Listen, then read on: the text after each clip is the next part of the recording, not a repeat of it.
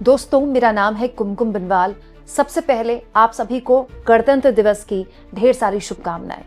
आज का दिन हम भारतीयों के लिए बहुत खास है दोस्तों, क्योंकि आज ही के दिन सन 1950 में हमारे पुरखों ने यह तय किया कि देश संविधान के आधार पर चलेगा। आज ही के दिन हमने संविधान को अपनाया। इसलिए हर लिहाज से जितना 15 अगस्त महत्वपूर्ण है भारत की तारीख में, उतना ही महत्वपूर्ण 26 जनवरी है, क्योंकि 26 जनवरी 1950 के बाद से ही देश का संविधान, जिसके आगे हर कोई सर झुकाता है, जो हर किसी को बराबरी की नजर से देखता है, वो हमारा हुआ। लेकिन आज के दिन बहुत दुख के साथ मुझे आपको एक खबर दिखानी पड़ रही है। दुख के साथ इसीलिए दोस्तों, क्योंकि गणतंत्र दिवस के इस जश्न में मैं भी शामिल हूं।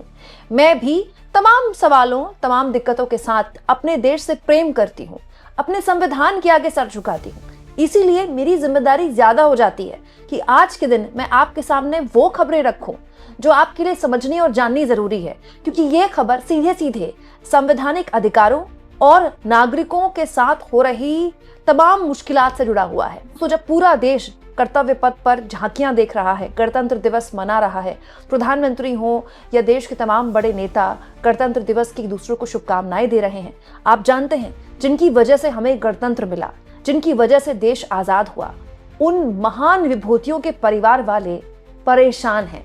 मैं बात कर रही हूँ दोस्तों सुभाष चंद्र बोस की। दोस्तों, गणतंत्र दिवस की पूर्व संध्या पर राष्ट्रपति देश के नाम संबोधन देते हैं। राष्ट्रपति द्रौपदी मुर्मू ने कल भी देश को संबोधित किया। लेकिन दोस्तों, कितने दुख की बात है कि एक तरफ राष्ट्रपति देश के नाम संबोधन कर रही थी गणतंत्र दिवस के मौके पर, वहीं दूसरी ओर उसी सुबह नेताजी सुभाष चंद्र बोस के पौत्र चंद्र कुमार बोस ये बात लिख रहे थे अपने सोशल मीडिया में। वो कह रहे थे, डेमोक्रेसी अंडर थ्रेट, यानी कि लोकतंत्र खतरे में है। कितनी बड़ी बात है दोस्तों, जिस संविधान की वजह से हम अपने आप को दुनिया का सबसे बड़ा लोकतंत्र कहते हैं, दोस्तों उस लोकतंत्र को ही खतरे में बता रहे हैं कौन? कोई सामान्य नागरिक नहीं, सुभाष चंद्र बोस के पोते। दोस्तों, नेताजी सुभाष चंद्र बोस न केवल महान स्वतंत्रता सेनानी थे, बल्कि जय हिंद फौज के संस्थापक भी थे।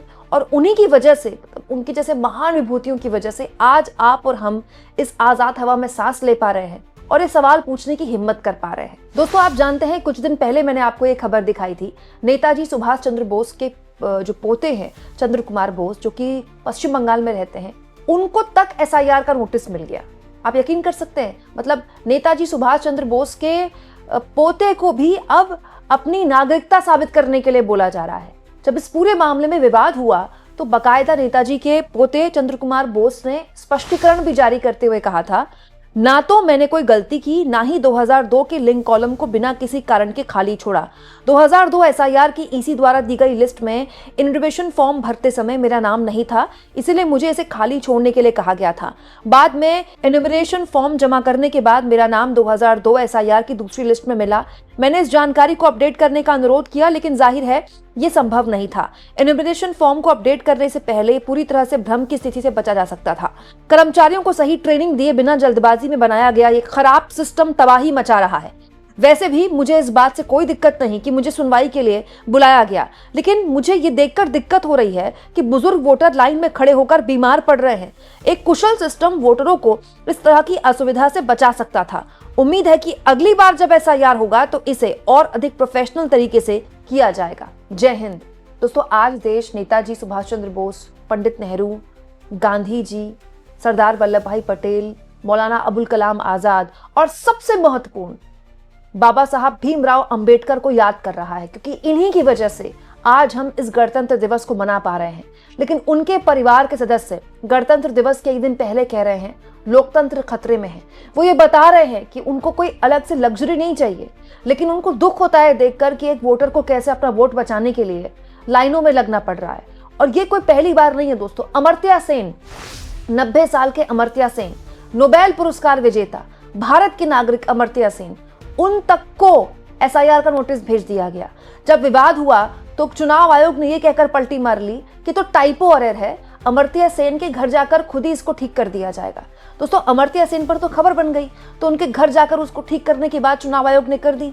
लेकिन आप बताइए, ऐसे कितने 90 साल या 80 साल के बुजुर्ग लोग हैं जिनके घर जाकर चुनाव आयोग अपनी टाइपो एरर ठीक करता है। दोस्तों, यहाँ पर सबसे ज्यादा गंभीर बात जानते हैं क्या है? बीजेपी के लोग इसको सही मानते हैं। दोस्तों, अमर्त्य सेन भले ही अमेरिका में रहते हो, लेकिन आज भी उन्होंने भारत की नागरिकता त्यागी नहीं है। कितनी बड़ी बात है, अमर्त्य सेन जैसे इतने बड़े अर्थशास्त्री जिनको नोबेल पुरस्कार मिला है, वो जिस देश के नागरिक बनना चाहे उनको बड़ी आसानी से उस देश की नागरिकता मिल जाएगी। कोई भी देश उनको अपने देश का नागरिक बनाकर फक्र महसूस करेगा, लेकिन उन्होंने अपने देश की नागरिकता, भारतीय होने का पासपोर्ट नहीं छोड़ा, क्योंकि इस पर उन्हें फक्र है। वो अपनी जमीन से जुड़े हुए हैं। लेकिन क्या आप जानते हैं, जब अमर्त्य सेन के परिवार वालों को अमर्त्य सेन के नाम का SIR का नोटिस मिला, तो बीजेपी के लोगों ने क्या कहा? दोस्तों, केंद्र सरकार में राज्य मंत्री हैं सुकांत मजूमदार। दोस्तों, बीजेपी के नेता हैं, मोदी जी के मंत्री हैं। दोस्तों, जानते हैं उन्होंने अमर्त्य सेन के बारे में क्या कहा? क्योंकि अमर्त्य सेन की उम्र 92 साल हो गई, तो उन्होंने कहा कि जहां तक मुझे पता है अमर्त्य सेन अमेरिका के नागरिक हैं, उनका नाम वोटर लिस्ट से हटा दिया जाना चाहिए। तो क्या इसी उद्देश्य से अमर्त्य सेन को नोटिस भेजा गया? और केवल अमर्त्य सेन नहीं दोस्तों, मोहम्मद शमी जो टीम इंडिया के लिए इतना शानदार खेल चुके हैं, आज भी रणजी खेल रहे हैं, जिनको बकायदा मोदी जी ने गले लगाया था जब टीम इंडिया वर्ल्ड कप के फाइनल मुकाबले में हार गई थी, उन तक को नोटिस भेज दिया गया। सोचिए दोस्तों, आज मुझे सच में बहुत दुख हो रहा है कि गणतंत्र दिवस के मौके पर जब देशभक्ति के नारे और गानों में हमें झूमना चाहिए था, और हम झूम भी रहे हैं, हमको ऐसी खबरें आपके सामने रखनी पड़ रही हैं। लेकिन आज से ज्यादा मौजू और क्या मौका होगा।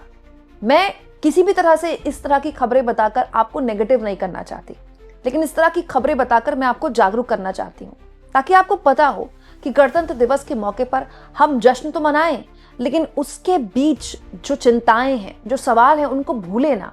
क्योंकि हमारा गणतंत्र मजबूत और समृद्ध तभी होगा जब हम सवालों के हल ढूंढ पाएंगे, इन सवालों से आगे बढ़ पाएंगे। सवाल को सवाल तक छोड़ देना, ये एक स्वस्थ गणतंत्र की पहचान नहीं है। आज जिस मौके पर मैं अमर्त्य सेन को लेकर, या नेताजी सुभाष चंद्र बोस के पोते को लेकर, या फिर मोहम्मद शमी को लेकर इस तरह की खबरें आपको दिखा रही हूं, उसी मौके के ठीक एक दिन पहले चुनाव आयोग वोटर्स डे मना रहा था। इस मौके पर राष्ट्रपति जी मौजूद थी, ज्ञानेश कुमार ने लंबा थोड़ा भाषण दिया, बाकायदा इसकी वीडियो भी मैंने आपको दिखाई। लेकिन उस मौके को लेकर भी ममता बनर्जी ने साफ तौर पर यह बाकायदा एक लंबा थोड़ा संदेश लिखकर बताया चुनाव आयोग को कि चुनाव आयोग को एक्चुअली में वोटर्स डे मनाने का अधिकार ही नहीं है, क्योंकि उन्होंने देश के वोटर के साथ SIR के नाम पर जो किया है वो किसी भी हाल में बर्दाश्त के काबिल नहीं है। इसीलिए दोस्तों, आज गणतंत्र दिवस के मौके पर एक जागरूक नागरिक और एक जिम्मेदार पत्रकार के तौर पर आपके सामने मैं ये सवाल रखना चाहती हूँ।